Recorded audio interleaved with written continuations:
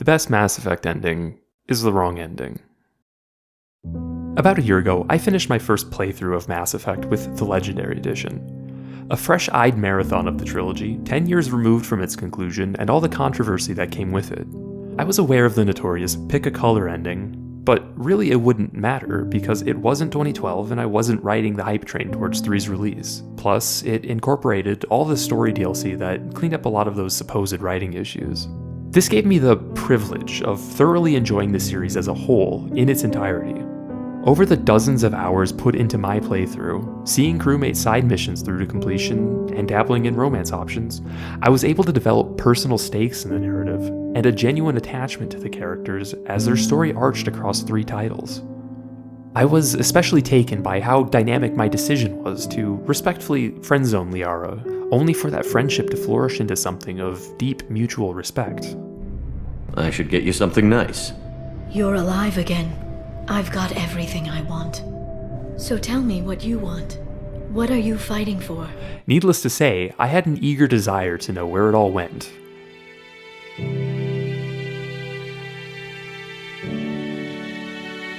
I did brace myself for a little bit of disappointment when starting the final game, but it really wasn't that bad.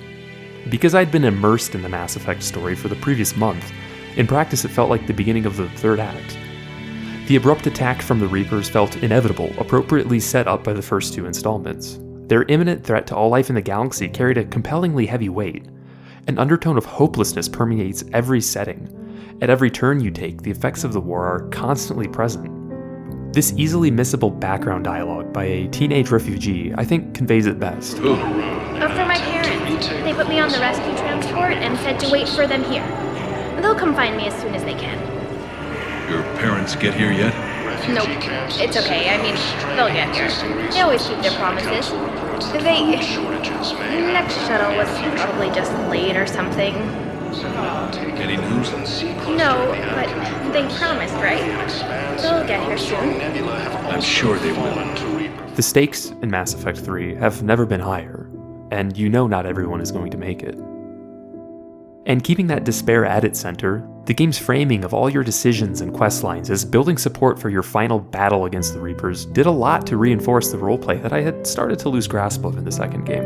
Your actions as Shepard matter, and you never know if you've made the right ones. Deciding how to best aid various factions and freeing up their military assets while not losing sight of the bigger picture honestly felt tough. Like I was never at peace with my decision to remove the Geth. And evidently, allowing the Rachni to assist was not the move. I hope you're right about this. And how about that questline on Tuchanka? Had to be me. Someone else might have gotten it wrong.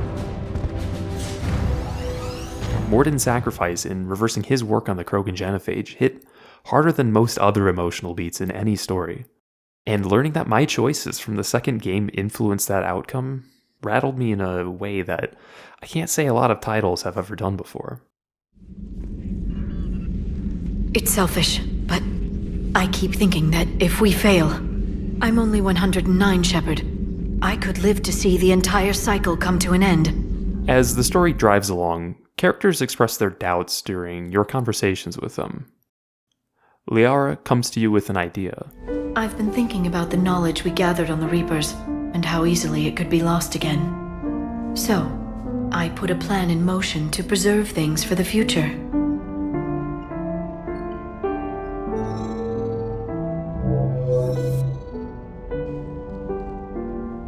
What's this? A record of the galaxy. Information on the Reapers, relays, different cultures, and blueprints of the Crucible. But there's one entry I wanted your opinion on. Which one? Your own. Mass Effect's final act is incredibly dire, but the true theme of the story persists in spite of this. One of the things that makes Mass Effect different from a lot of other doomer contemporary cosmic sci-fi is that, despite the incomprehensible scope and impact of its premise, it shows that there's still something worth fighting for. You're just machines. This time the organics are taking control. It's still an exceptionalism in simply choosing to live. Tell your friends we're coming for them.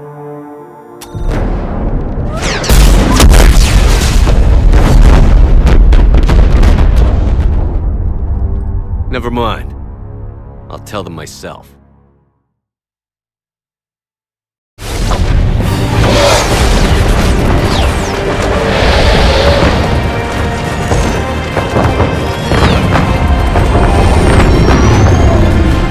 Just before the final push towards the climax, you have a moment to talk to each of your crew members.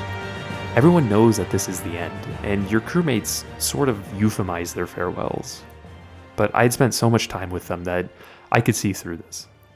We all knew we wouldn't see each other again. Yeah. This is it. Liara, that close friend from that very first game, offers something special unlike the others.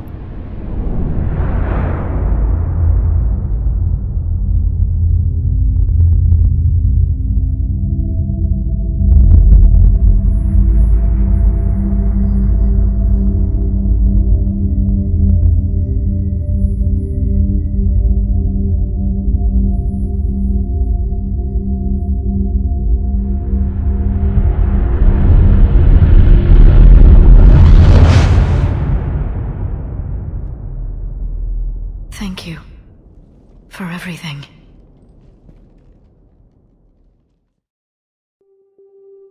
Come on! You do push forward in one last-ditch effort to activate the Crucible and end the extinction cycles once and for all. After resolving some drama with the game's other antagonist, you are the only one to ascend into a chamber where you meet the Catalyst, who explains all that will happen if you make one of three choices. This was it. This is the biggest supposed letdown ending of all time. No matter, just one final choice.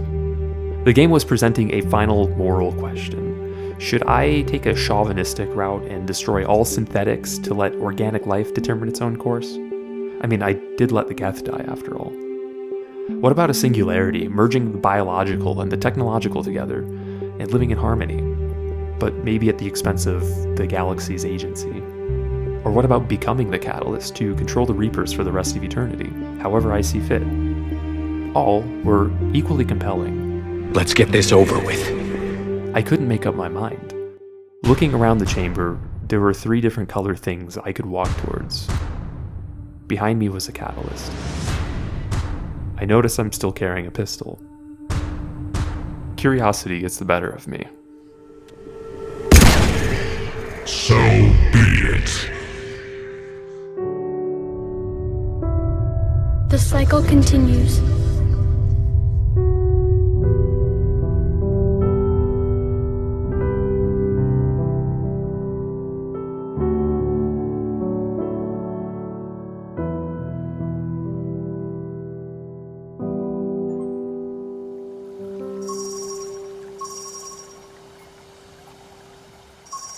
If you're hearing this, then there is still hope.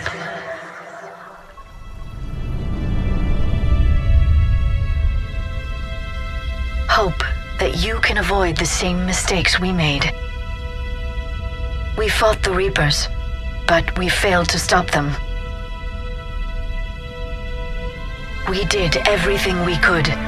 We built the Crucible, but it didn't work. We fought as a united galaxy, but it wasn't enough. I only hope the information in this capsule is enough to help you before it's too late.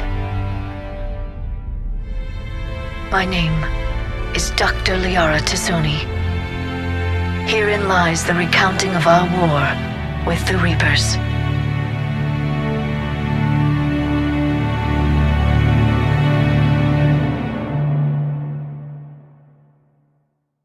So, I had unwittingly stumbled upon the 4th reject ending, the one with total annihilation. Like I said, I was only aware of there being 3 different colored endings. This one was never mentioned, and it caught me off guard.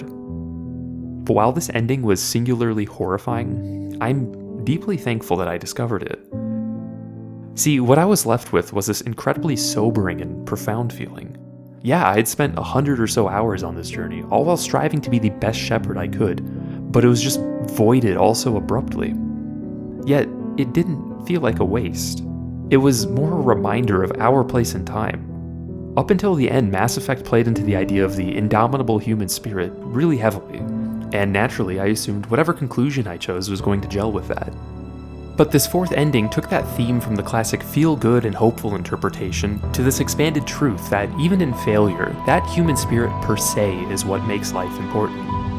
Fighting for life is the essence of life. But not only that, the act of paying our experiences forward to the next generation was more inspiring than a conventional saves the galaxy ending.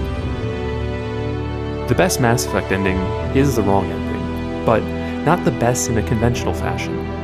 Despite pulling the rug out, it somehow managed to land a strong conclusion in all the ways a good ending should. And this is way more than it being the edgy dark ending, that all bad endings are always cool.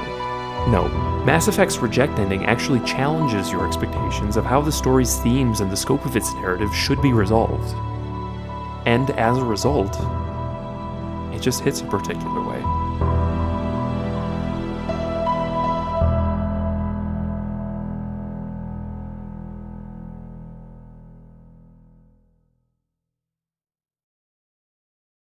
So that was a bit of a lengthy introduction. What I was trying to do, though, was convey the crescendo of emotional investment and the heavy impact of the ending I chose. I'm not exaggerating when I say that it left me with this feeling of melancholy for days after finishing it.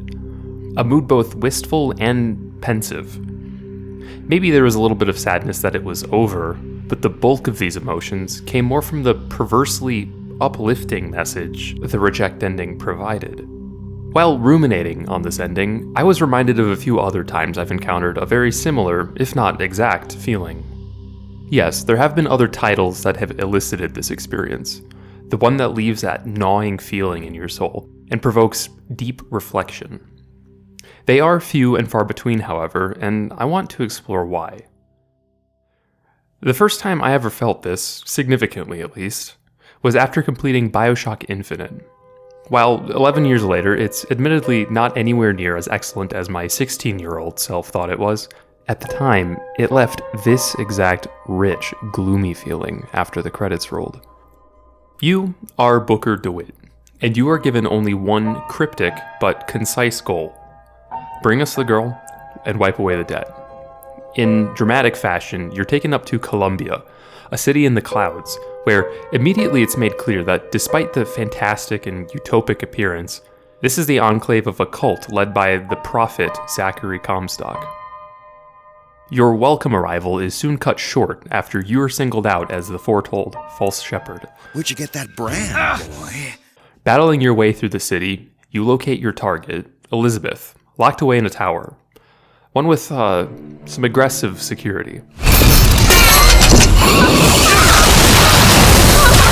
Significantly, Elizabeth also has this uncanny ability to manipulate space and time, and the tower has something to do with restraining it. With little convincing, Elizabeth escapes with you. Hurry! Your adventure leading you both through different parts of the city, each chapter interrogating you, Booker's, sordid past. You run into what should be dead ends, but that talent of Elizabeth's comes in handy. You jump through these tears in space-time to work your way out of tight spots. But in doing so, the stability of the worlds you enter become progressively more and more chaotic as a consequence. Booker. Your nose. Bleeding. The city of Columbia has a weird way of hinting that it knows something about you. Booker is not who he seems to be, even if he can't remember.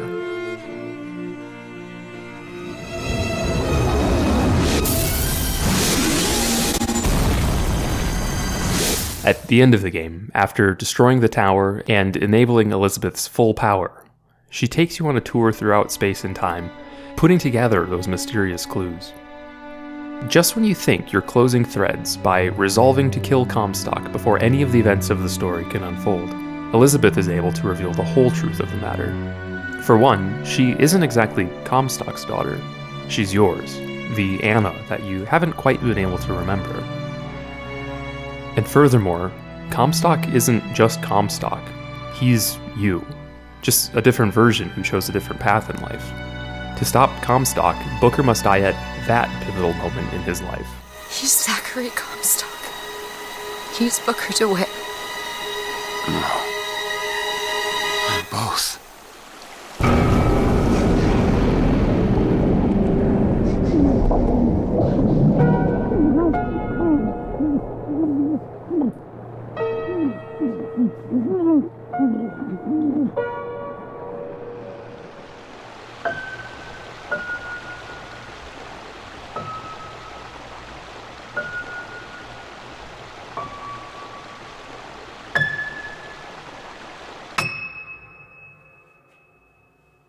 Infinite's story gets convoluted, and it doesn't help that the finale is a long, interactive cutscene with a fire hose delivery of information. A little bit clunky, but regardless of that, my first time rolling credits left my impressionable teenage mind, well, impressed.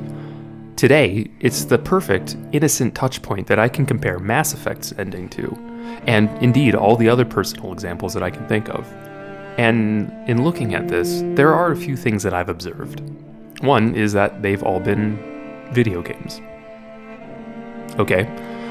Two, and probably more substantially, the themes of these stories were kind of heady to begin with. Maybe not unique or even challenging, but they play into intimate and existential concepts. And finally, they seem to all have these twist kind of endings, but I want to cautiously use that word. While Infinite definitely had a traditional twist, Mass Effect's Reject ending still relied on that last-minute decision, the one that completely upended all of that time that you put in, that recontextualized the whole story without actually subverting it. So I replayed Infinite to gather some footage. Like I said, it's not that good upon revisiting, but all these years later, I can still see the charm. Maybe my diminished love bottomed out at some point years ago. It helps that Elizabeth is one of the most infectious video game characters ever. And maybe the themes and subject matter aren't as deftly conveyed as I originally thought, but there is still substance there. And while there is a literal twist at the end, it still does a little bit more than that.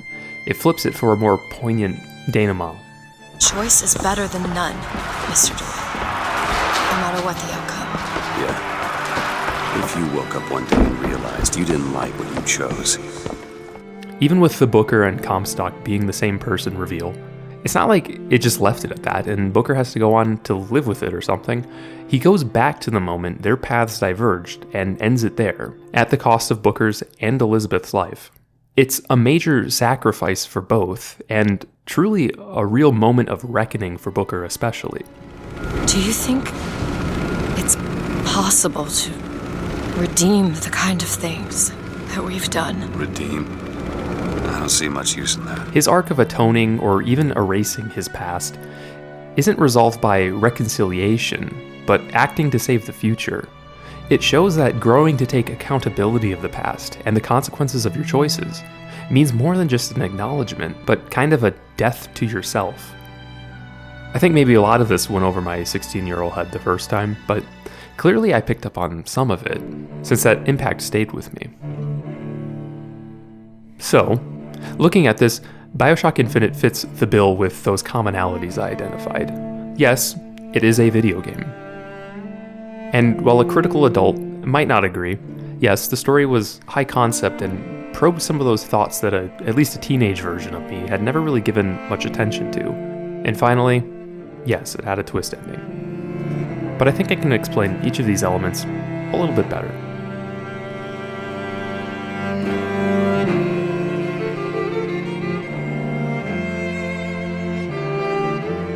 So this part shouldn't take long, but allow me to explain that first observation, why these experiences all seem to come from video games.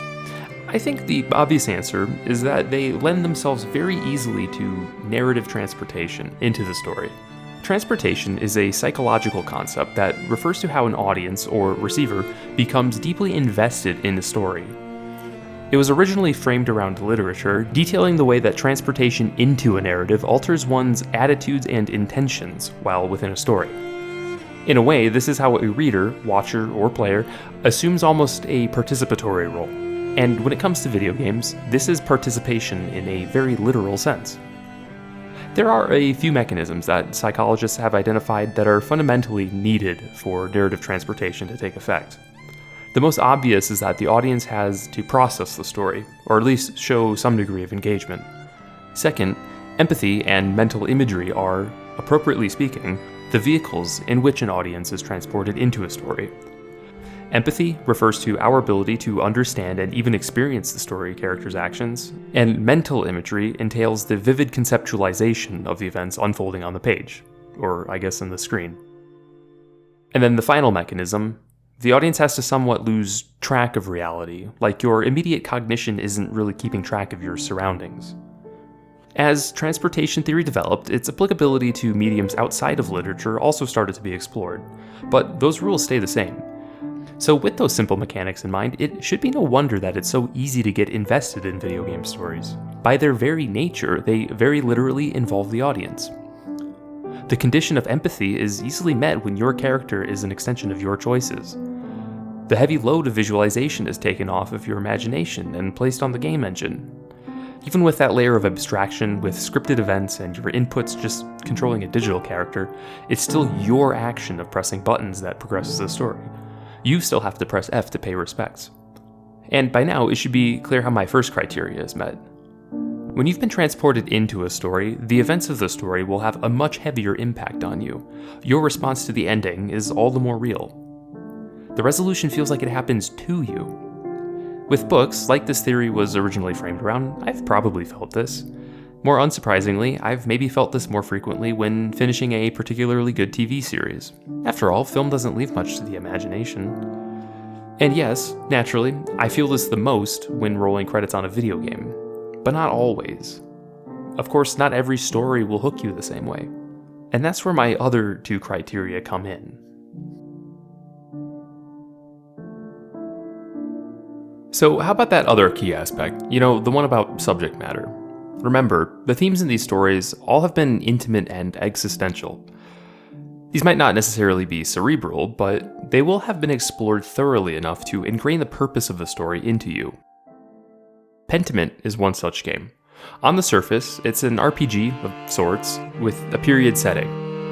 It takes place in early 16th century Bavaria, a precarious time with the recent invention of the printing press and the fracturing of Catholic authority by early Protestant movements.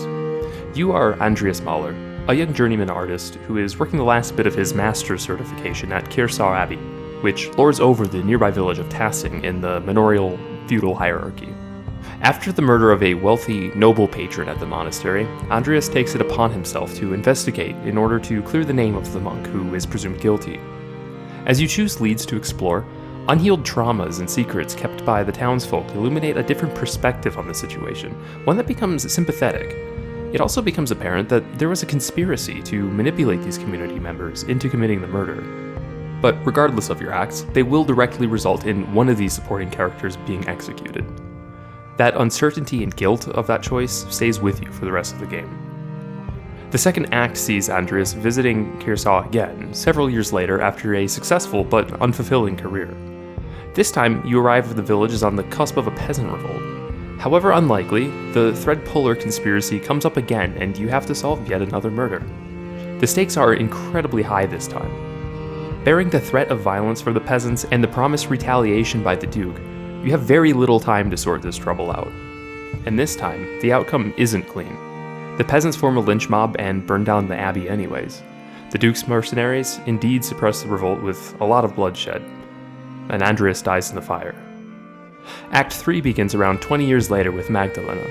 Evidently, the Threadpuller still isn't done, this time targeting her father, but who survives with a terminal injury. Magdalena takes on his duty of commemorating Tassing's history in a mural. Departing from the grim circumstances of the previous acts, her investigation takes her across the community, gathering perspectives on Tassing's history and informing how to best represent their story. But in doing so, Magdalena stumbles upon the secret that the Threadpuller was trying to protect all along. I do have a lot of thoughts on Pentiment. I might even do a bonus thing. But for what I need to illustrate here, the plot isn't actually what's important. After all, stories are much more than the events that happen within them. What makes Pentiment exceptional here is what is ostensibly its entire conceit: honoring those from the past. It's a theme that recurs over and over throughout the narrative of the game. And to the credit of the writers, the game deftly manages this through character writing and a compelling realization of the historical setting. It approaches the content of this world with one tenet at heart: that all people have their own intrinsic motivations and their own personalities that define them, no matter the time or the place. It's true of people now, just as it was 500 years ago. Pentiment makes no general condemnation of anyone or any institutions, but rather offers a number of fair perspectives that are rooted in the cultural context of its setting.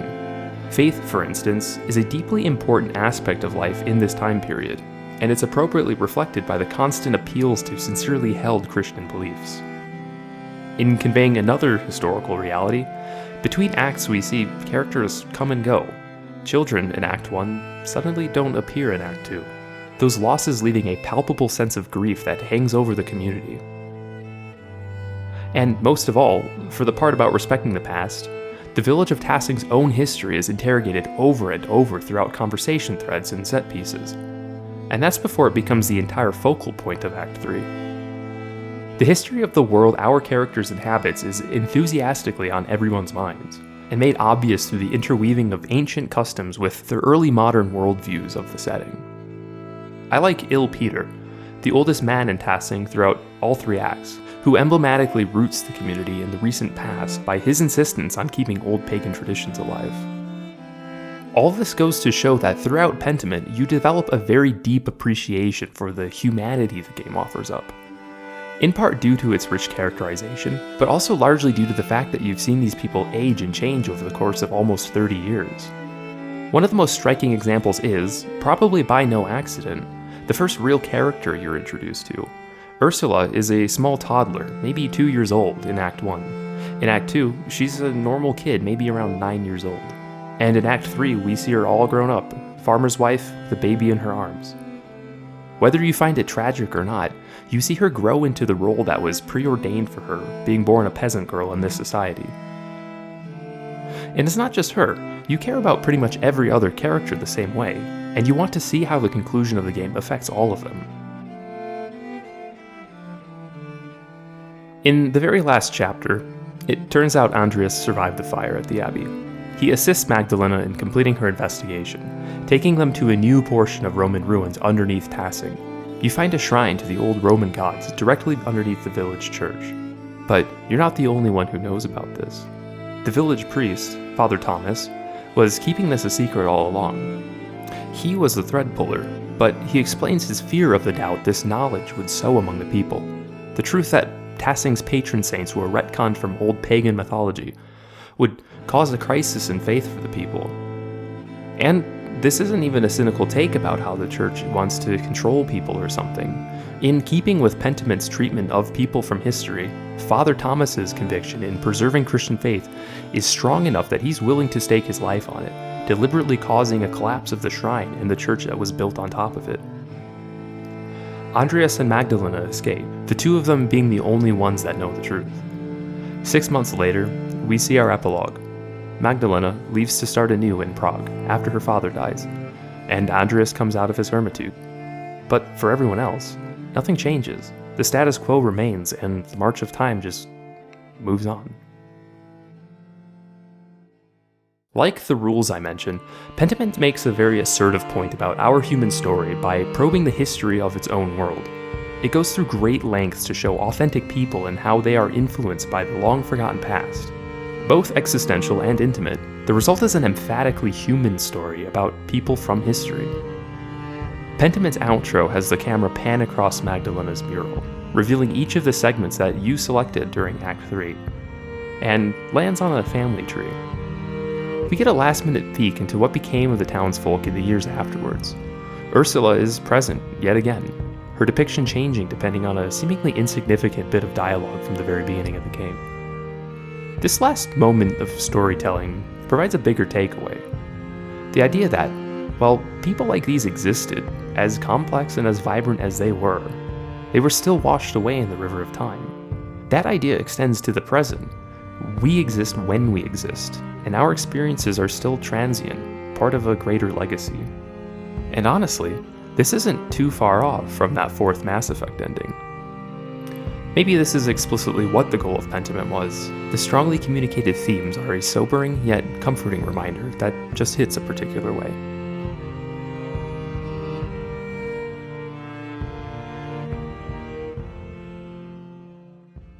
While strong themes are undeniably powerful in setting up an ending like this, I want to finally give credit to the stories that take it a step further and dare to pull one over on us at the last moment. But again, I don't mean to imply that these are mere twist endings, at least in the popular sense. No, those are kind of gimmicky. What I mean are the endings where they take the concept, those dense ideas that they've been building up all game long, and recontextualize it. An ending that dares to make you expect a certain kind of payoff, but withholds the obvious and gives you something else that you didn't know you needed.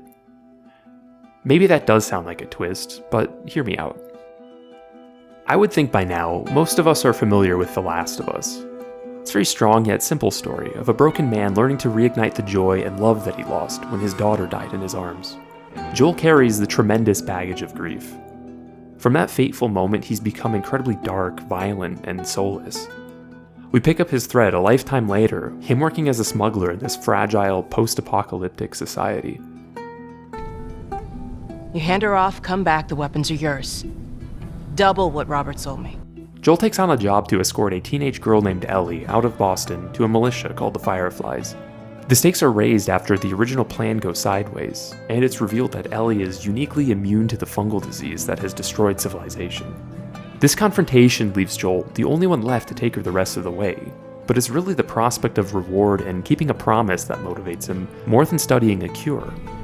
I want Joel to watch over her. Whoa, I don't think that's the I'm best not Ellie. with him. The two start off on the wrong foot. Whatever coldness Joel feels, Ellie matches with apprehension. Your watch is broken. Despite the circumstances in which they met, however, over the arduous and harrowing events of the game, they bond and become a surrogate family to each other. Each chapter has them meeting various characters, representing the varying shades of depravity that this hostile world has fostered. And directly as a result of surviving these traumas, Joel gradually begins to love again and find the joy that he lost. Ellie, likewise, finds her belonging. Kind of like Pentiment, the plot itself isn't the most important aspect that I'm touching on, although it's a lot easier to identify the beats that pull the themes into focus. Witnessing a man kill himself after failing to protect his brother, what he believed was the only real purpose, or Bill, who demonstrates just how much the loss of companionship can ruin someone, all are grim realities of the world our characters live in. Each encounter is a confrontation of an unspoken fear that either Joel or Ellie feels, or an opportunity to demonstrate just how far they've come in their arcs. Really, the soul of The Last of Us is the spirited chemistry and the tangible growth that both Ellie and Joel share in accepting each other. From Joel refusing to let Ellie fend for herself, to her proving herself by saving his life, to then trusting her to have his back, to her even keeping him alive after a near-fatal injury. It echoes probably one of the strongest human feelings we experience, that being familial love and the burning desire to protect it at all costs. Welcome to the Fireflies. In the final chapter, the climax really, Joel and Ellie make it to the Fireflies, being rescued by them in fact. While Joel is incapacitated, the leaders make a decision. They can use Ellie to study a cure for the fungus, but she will die in the process. Find someone else. There is no one else. Listen, you were gonna show me where... Joel doesn't handle this well. He rampages through the militia hospital to rescue her from the operating room, leaving a trail of bodies in his path, and also taking humanity's one hope of survival off the table. It's definitely intended to be seen as a selfish act, sending the trolley down the wrong tracks.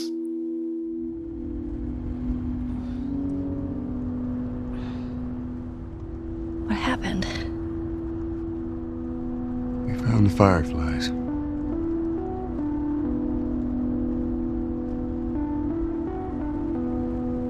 Turns out there's a whole lot more like you, Ellie.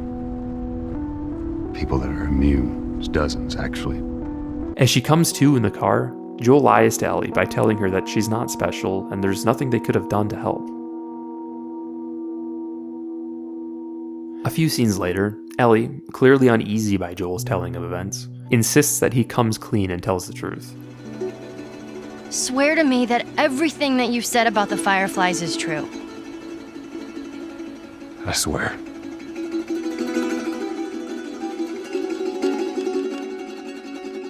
Okay. This is a gut punch, and certainly not a clean, feel-good ending. We see that Joel has just done something irredeemable, and we know that he feels some conflict about it. We expect that since the relationship had grown to this point of deep trust, Joel shouldn't need to keep secrets. Really, it would have seemed appropriate for Joel, seemingly coming to the close of his arc, to accept Ellie's sacrifice and let her go. It would be symbolic of him coming to terms with Sarah's death. But The Last of Us isn't trying to deliver that obvious denouement. Joel certainly has an arc, and he does clearly learn to open up and let love back into his life, but it's not exactly how you think it is. See, it's easy to confuse Joel's growth with healing. But this last-minute rug pull shows us something different.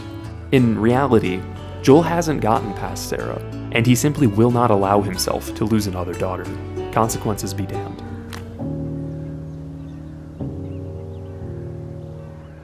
Well, no matter how hard you try, I guess you can't escape your past. Thank you. So here we have what I mean by a twist. Not a last-minute reveal, but an upending of the subject matter. A setup that baits a conventional conclusion to the ideas and themes that it was presenting, but then switches it by adding a new bit of context. While it's not what you would want, it's still an unexpected new perspective on those ideas and themes. We had a certain expectation raised throughout the story. Joel grows to overcome his grief by receiving some kind of closure with Ellie. It's notable that the cutscene of his decision to save Ellie is shot to bait you into assuming he made the selfless, utilitarian choice. You can still do the right thing here.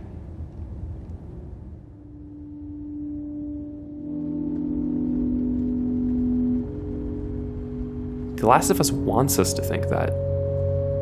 But what's revealed in the following scenes would make it seem as if Joel didn't have an arc at all. He did though, it's just not what you wanted to see. Growth, in Joel's case, isn't the same as healing. However, it wouldn't be as poignant if this ending didn't present it the way that it did. See, unhealed grief, in Joel's case, acts as an engine for his rekindled love. Him doubling down on his decision by lying to Ellie doesn't contradict this. It serves to reinforce the irrational and even selfish side, reiterating how much love even this ultimately broken and wretched person still has to give. We just looked at The Last of Us, but the other ones we've discussed do work in the same way. Pentiment, which I briefly stated, doesn't end how you might think it would, with the status quo changing in light of all the revelations. Nobody's destiny, and history by extension, really changes. BioShock Infinite even worked with a more literal twist, but one that revealed how growing to take accountability of the past and the consequences of your choices means directly confronting it. Mass Effect's wrong ending works by assuming that the power of unity, fellowship, and the indomitable human spirit will save the galaxy, only to show that fighting for the survival of life is not only the most necessary expression of life itself, but that it doesn't end with you. You exist in a long lineage of other indomitable human spirits. These endings do not undercut the themes or emotional through line of the story. It's not even really subversion in that regard. No, these endings do something more powerful. They take those themes, and instead of making a full-on counterpoint to everything introduced up until that point, they choose to add one final modifier. They provide us with a broader understanding of the subject matter, but without contradicting it. It shows that even the most damaged of us can recover our ability to love again, but that healing is a whole separate process. These final moments make us confront the assumptions that we have, and underscore the true message of their story. And that makes them hit a particular way.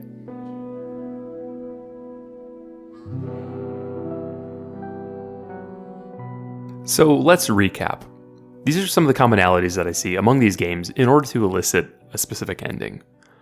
Out the gate, I need to feel invested, more affinity with the characters, in order to open up my mind to the real purpose of the story.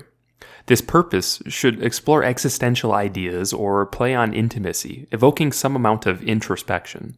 Then, those ideas need to be reframed by offering a last-minute flip of perspective, enhancing the core themes in doing so. The best Mass Effect ending is the wrong ending because of these reasons. I gotta say, the series is so compelling, and especially when doing a marathon playthrough of the trilogy, that narrative transportation effect just absorbs you entirely. I know a lot of the specifics of the experience I shared at the beginning were based on the decisions I made throughout the trilogy, but that only heightened my vested interest in seeing the conclusion. The rich universe it creates and endearing characters it graces you with, role-playing just becomes second nature as every decision is based on your personal investment in the story. And those themes, Mass Effect just drips with hopium. Despite how dire things become, your determination and dedication from your allies is what prevails. The series is about overcoming insurmountable odds with unity from all of mankind, or I guess aliens too, pulling your best with sheer grit and cooperation. Except, no, the Reject ending shows that it's not just that, it's also about using that spirit and building on top of a legacy, and becoming the proverbial giant whose shoulders future generations can stand on. Even in failure, our actions and sacrifices don't have to be in vain. I can't help but to imagine the species of the past countless cycles feeling the same way, trying but failing anyways. So what's the big takeaway here? I'm not sure. I'm aware that my experiences with these titles are subjective, and that a heavy ending for me might not be a heavy ending for you. But I suspect that in any case, neither of us encounter these feelings all that often. I want to share these simply because they don't seem to pop up, and I believe it's because of lack of these core elements gelling together. Not every game is as equally immersive, not every theme is as thoroughly explored, and not every ending is as boldly assertive. I'm very curious if others have experienced similarly impactful endings, maybe even with these same titles. But ultimately, this is my personal thing that I wanted to unpack. Hopefully it was insightful. I invite discussion about this because these are not common experiences, but ones I crave. Maybe it can get us thinking about how media influences them and where to look for more. But at any rate, thank you.